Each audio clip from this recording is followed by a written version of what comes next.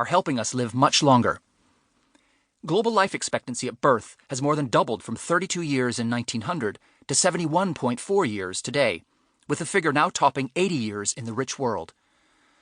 In 1963, Japan began giving a silver sake dish, known as a sakesuki, to every one of its citizens who turned 100. The tradition ended in 2015 because Japanese centenarians are now too numerous. This is not to say that no one lived to a ripe old age in the past.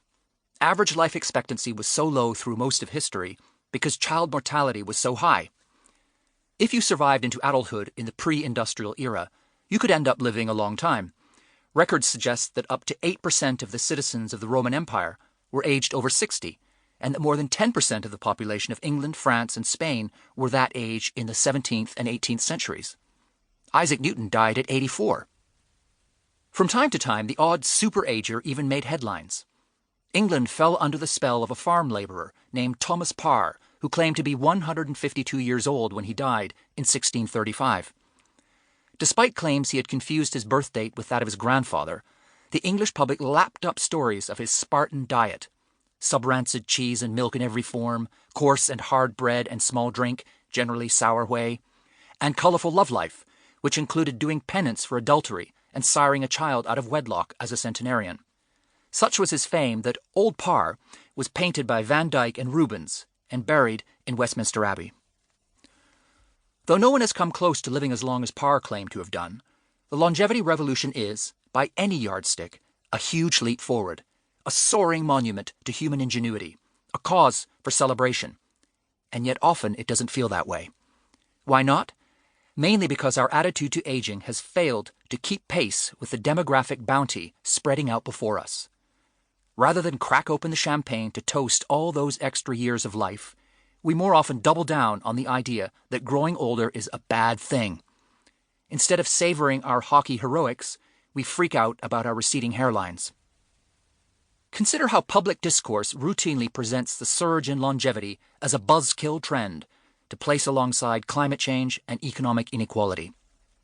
Media reports that the global centenarian population now tops 450,000, or that the over 65s will soon outnumber the under 5s, are usually seasoned with phrases such as silver tsunami and ticking time bomb.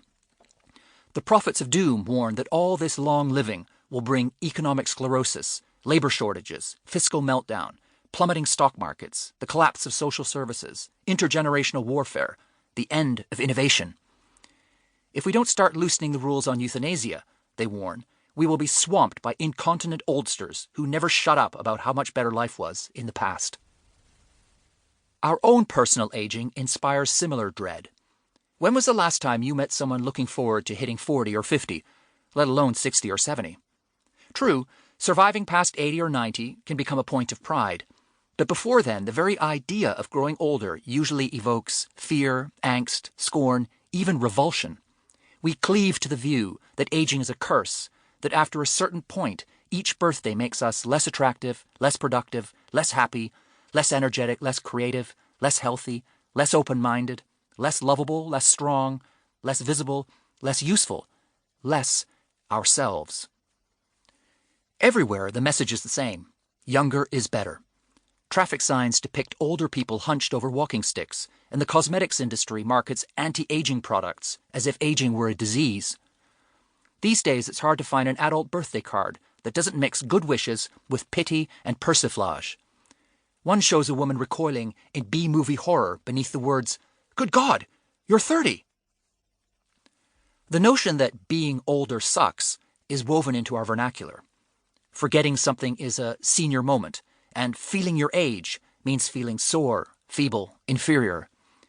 We undermine compliments by tacking on the words, "for your age," and call 60 the new 40, or 50 the new 30, as if reaching the age of 50 or 60 were somehow a thing to avoid, rather than aspire to.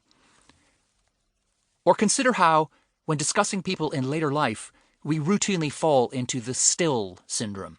We say he's still working, they're still having sex, she's still sharp as a tack, as if engaging with the world after a certain age were a minor miracle. The word old is so toxic that the actor Dame Judi Dench has banned its use in her home. Vintage and retire are also